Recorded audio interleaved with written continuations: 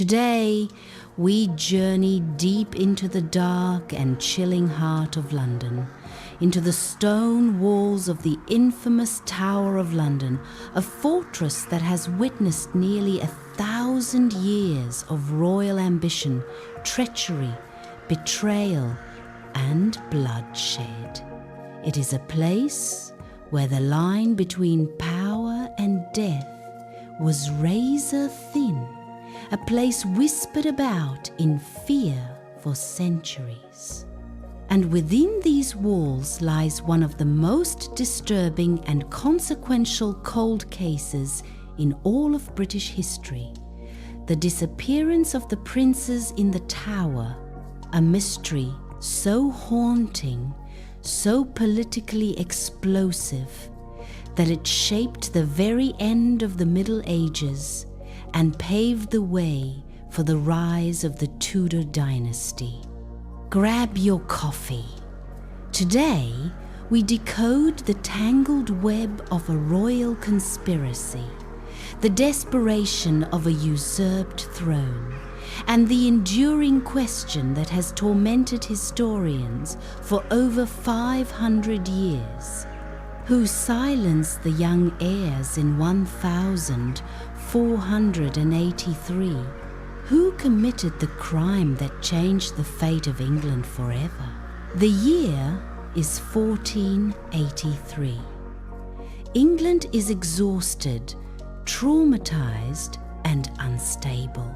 For more than 3 decades, the nation has been locked in the brutal Wars of the Roses, a violent civil war between 2 rival branches of the royal Plantagenet family, the Red Rose of Lancaster and the White Rose of York. This war had burned through generations, torn apart noble families, and left deep scars across the kingdom. But with the rise of King Edward IV of the House of York, a fragile peace had finally been established. Edward IV was a strong, charismatic monarch, and his rule had brought much-needed stability. Yet all of that ended in an instant when, in April of 1483, the king died suddenly at the young age of 40. The peace shattered. The kingdom was vulnerable once again. And into this vacuum stepped 2 young, legitimate heirs: Edward V, the 2-year-old Prince of Wales, and his 9-year-old brother, Richard, Duke of York. As tradition dictated, someone needed to govern the realm until young Edward could be crowned king. That responsibility fell to their uncle, Richard, Duke of Gloucester, Edward IV's younger brother. Richard had a reputation as a loyal military commander, a man who had fought bravely in the Wars of the Roses. But beneath that loyalty was an ambition that would alter the course of English history. The events that unfolded after Edward IV's death happened with astonishing speed, almost as if they had been prepared in advance. Richard of Gloucester moved immediately to isolate his nephew, under the pretext of protecting the young prince on his journey to London for his coronation. Richard intercepted Edward V on the road, dismissed the boy's loyal escort, and took control of him personally. Once Edward reached London, Richard ordered him lodged in the Tower of London. Though the Tower was officially a royal residence, everyone knew it was also a fortress, one that no one left without permission. Shortly afterward, Richard insisted that the younger prince, 9-year-old Richard, Duke of York, be sent to join his older brother for safekeeping. The 2 boys entered the Tower in June of 1483. They would never come out. With both heirs effectively imprisoned, Richard of Gloucester made his next move. He produced a stunning claim that the marriage of Edward IV and Elizabeth Woodville had been invalid because the king had supposedly promised himself to another woman before marrying the queen. This made all of Edward IV's children, including the two princes, illegitimate. Parliament accepted this claim, and within weeks, Richard declared himself the rightful king. On the 6th of July 1483, Richard of Gloucester was crowned King Richard III, but the silence surrounding the young princes was deafening. At first, they were seen occasionally within the Tower grounds, glimpses of two boys playing or standing at the windows. But after Richard III's coronation, the sightings grew rare. By late summer, they stopped entirely. The boys had vanished from all records, all letters, all eyewitness accounts. Nothing. It was as if the earth had swallowed them whole.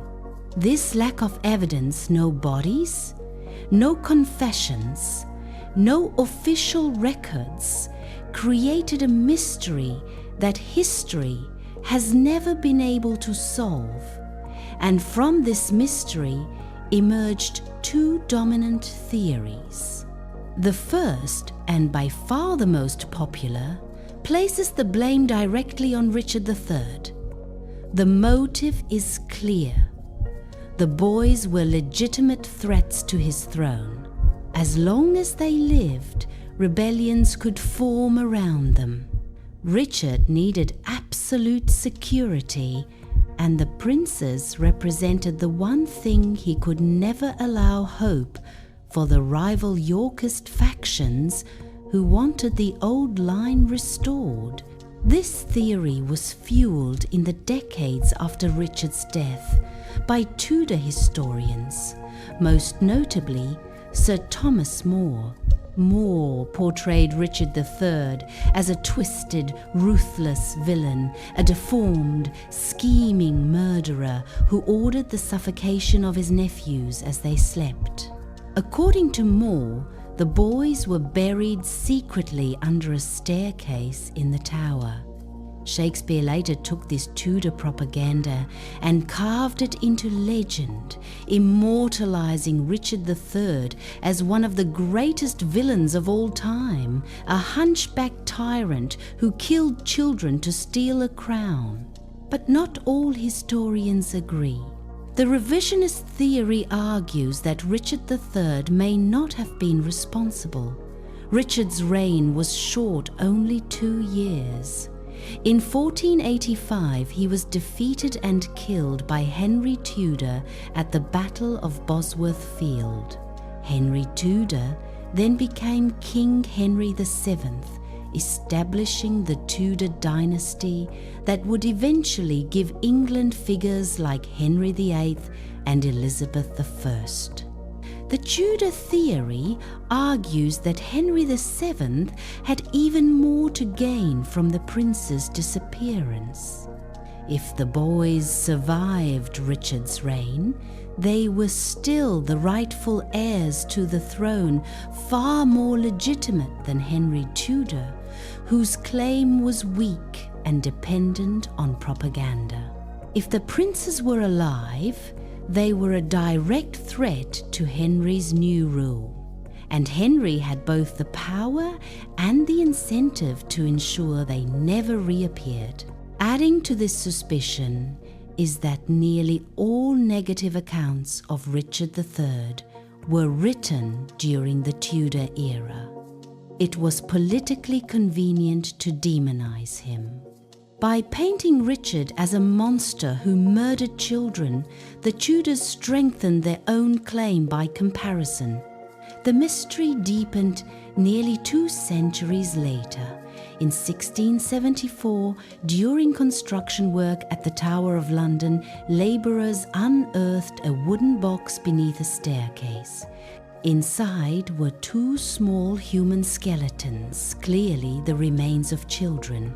Their ages matched the princes almost perfectly, around 12 and 9 years old. King Charles II ordered the bones interred in Westminster Abbey. In 1933, the bones were exhumed again. Forensic examination confirmed that the remains belonged to 2 children of the appropriate ages.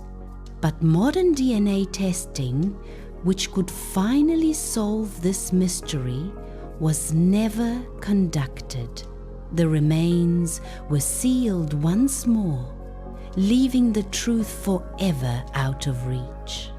And so the question remains, one of the most haunting in British history. Who killed the princes in the Tower? Was it Richard III, the man with the immediate motive and the direct access? Or was it Henry VII, whose dynasty depended on eliminating all surviving Yorkist heirs? Or could it even have been a third party, perhaps loyalists acting independently, believing they were securing stability for England? The disappearance of the princes in the Tower stands as a chilling reminder of the brutal cost of power during the medieval era. Their fate shaped the transition from the Middle Ages to the rise of the Tudors, forever altering the course of English history. 2 boys vanished, and in their absence, a dynasty was born. Do you believe Richard III was truly the villain history has painted him to be? Or do you think the Tudor dynasty committed the final, silent act in this royal tragedy? Keep questioning everything.